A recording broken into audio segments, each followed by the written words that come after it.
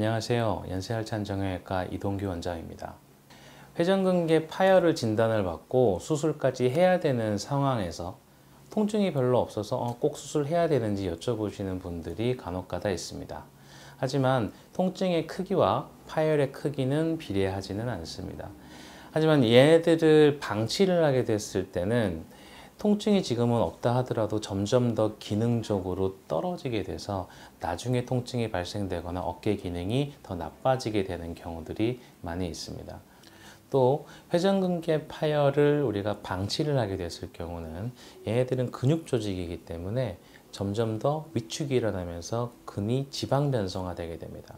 그러면서 인대를 봉합할래야 봉합할 수 없는 정도까지 진행을 하게 되고요. 그렇게 되면 수술을 한다고 하더라도 완전히 원래 상태로 복귀를 시키지 못하거나 내지는 불완전하게 봉합이 돼서 오히려 재파열이 되는 확률이 훨씬 더 많아지게 됩니다. 또 봉합하지 못할 정도로 많이 망가진 경우에는 훨씬 더 복잡하고 어려운 수술이 진행되기 때문에 우리가 처음에 봉합했을 때보다 그런 재활이라든지 결과가 훨씬 더 안 좋게 됩니다. 그래서 파열이 수술할 정도로 크다고 진단을 받으셨다면 하루빨리 수술해서 어깨 기능을 회복하시는 것이 효과적이라 생각됩니다. 회전근개 파열을 수술할 때 어떠한 방법으로 수술이 진행되는지에 대해서 설명해 드리겠습니다. 크게는 1열 봉합법과 2열 봉합법이 있는데 간단히 설명을 드리면 상완골 부착부에 회전근개가 이렇게 면적으로 부착하게 되는 구조입니다.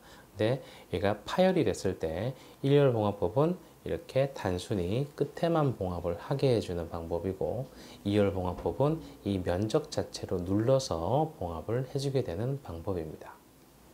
많은 병원에서 1열 봉합법으로 수술하는 경우들이 있습니다.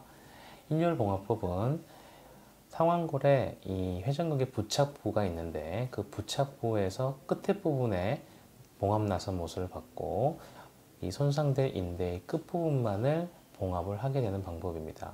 이러한 방법은 요 끝에만 묶이는 점도 그렇고 이 전체적인 면적이 달라붙지 않는 단점이 있기 때문에 재파열될 확률이 종종 존재를 하게 됩니다. 2열 봉합법은 상완골의 부착부에 내측으로 봉합 나선못이 삽입을 하게 되고 1차적인 봉합이 이루어진 후 2차적인 고정을 통해서 회전근개가 면으로 부착을 하게 되는 수술 방법입니다. 때문에 손상된 인대를 보다 더 견고하게 고정할 수 있으며 조직의 치유가 잘 될 수 있습니다. 그래서 1열 봉합법보다 복잡한 과정으로 수술이 이루어지기 때문에 의사의 높은 숙련도가 필요합니다. 결론적으로 통증의 크기와 파열의 크기는 비례하지 않습니다. 수술할 정도의 파열이 진행되었다면 수술적 치료를 받아서 빨리 치유를 하는 것이 좋을 것으로 생각됩니다. 개인적으로 손상된 인대만 봉합하는 1열 봉합법보다는 보다 견고하게 고정할 수 있는 2열 봉합법이 조직의 치유라든지 환자의 재활에 훨씬 도움이 될 것으로 생각합니다.